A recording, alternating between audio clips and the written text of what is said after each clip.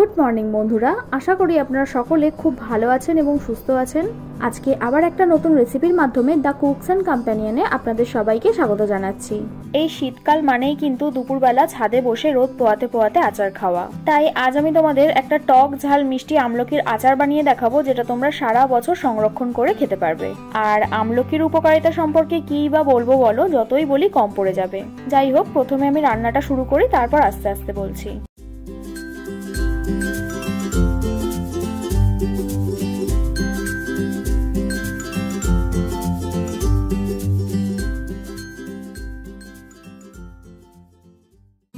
আচ্ছা, প্রথমেই আমি আমলকিগুলো স্টিম করব। তার জন্য কড়াই এরকম একটা স্ট্যান্ড বসিয়ে পরিমাণ মতো জল দিয়ে দিচ্ছি। এবার এই স্ট্যান্ডের ওপর একটা প্লেট রেখে তার উপর একটা একটা করে আমলকিগুলো সাজিয়ে দেব। তোমরা নর্মাল প্লেটের বদলে একটা ছিদ্রযুক্ত পাত্র ব্যবহার করতে পারো। তারপর লো টু মিডিয়াম ফ্লেমে 15 থেকে 20 মিনিট ঢাকা দিয়ে স্টিম হতে দেবে। বারবার খুলে দেখতে যেও না, তাহলে কিন্তু স্টিম বেরিয়ে গিয়ে আরো বেশি সময় লাগবে। একেবারে 20 মিনিট পর ঢাকা খুলে একটা কাঁটা চামচের সাহায্যে এইরকম ভাবে গেঁথে গেঁথে দেখে নেবে। যদি দেখো ইজিলি গেঁথে যাচ্ছে, তাহলে নামিয়ে ঠান্ডা করতে দেবে। সেই সময় আমি একটা আচারি মশলা বানিয়ে নিচ্ছি। তার জন্য 1 টেবিল স্পুন কালো সর্ষে, 1 টেবিল স্পুন সাদা সর্ষে, 1 টেবিল স্পুন মৌরি, 1 টেবিল স্পুন গোটা জিরে, 1 টেবিল স্পুন গোটা ধনে, 1 টেবিল স্পুন গোলমরিচ আর 2টো শুকনো লঙ্কা দিয়ে হালকা ড্রাই রোস্ট করে নেব। ফ্লেমটা কিন্তু অবশ্যই লোতে রাখবে, কোনোভাবেই যেন পুড়ে না যায়। 2-3 মিনিট ভাজার পর একটা মিক্সার গ্রাইন্ডারে হালকা করে গুঁড়িয়ে নেবে। একদম ফাইন পাউডার কিন্তু করবে না, বেশ দানা দানা থাকবে, সেই রকম ভাবেই কিন্তু গুঁড়োবে। এই দেখো, ঠিক এই রকম। যে কোনো আচারেই কিন্তু এই মশলাটা একটু মুখে পড়লে ভালোই লাগে। যাই হোক, এতক্ষণে আমলকিগুলো বেশ ঠান্ডা হয়ে গেছে। এবার এর কোয়াগুলো একটা একটা করে ছাড়িয়ে নেবে। সেদ্ধ হওয়ার পর কিন্তু এর কোয়াগুলো এমনিই আলগা হয়ে যায়, অটোমেটিক দেখবে একটা একটা করে খুলে যাচ্ছে। আর আমলকির বীজগুলো অবশ্যই বাদ দিয়ে দিও।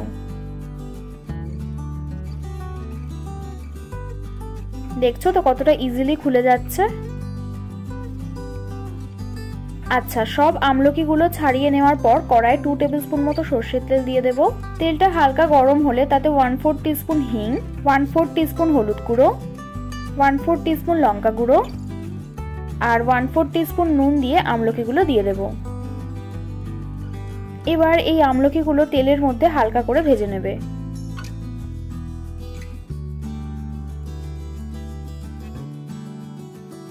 ঠিক 2 মিনিট ভাজার পর এতে যে আচারি মশলাটা তৈরি করে রেখেছিলাম সেটা দিয়ে দেব। বেশি না, 1 টেবিল স্পুনই দিচ্ছি।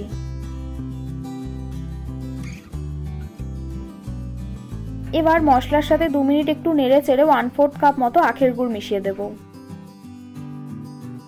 গুড়টা দেওয়ার পর আমলকির কষা ভাবটা একটু ম্যানেজ হবে আর খেতেও হালকা মিষ্টি মিষ্টি লাগবে। তবে গুড়টা দিয়ে কিন্তু বেশিক্ষণ নাড়া যাবে না।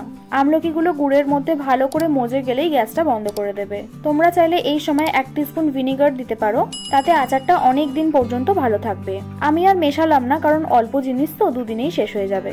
যাই হোক, এভাবে বাড়িতে বানিয়ে খেয়েও আশা করি ভালো লাগবে। আপনারা কিন্তু অবশ্যই বাড়িতে এটা বানাবেন, তারপর আমাকে জানাতে একদম ভুলবেন না।